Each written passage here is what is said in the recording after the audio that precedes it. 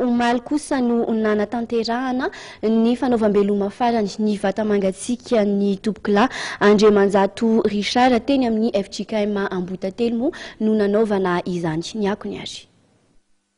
Ny famitona teny amin'ny FJKM Ambohidately avokoa ny malagasy na olo manakaja na akaiky anisy Topoklahy Andriamanjato Richard omaly nandritra fotoam-pivavahana fanaovam-beloma farany ny vatana mangatsikany. Isany nanatrika ny fotoana ireo mpanao politika avy amin'ny ankolafy maro samihafa. Ny politika izay sehatra isan'ny nilomanosany Topoklahy fony fahavelony ary isan'ny tsikaritra teny toerana ireo solotenan'ny gouvernemanta fiombonam-pirenena. Nahay nampilahatra nampiara ny fanompony eo anivon'ny fiangonana sy ny fanompony eo anivon'ny firenena.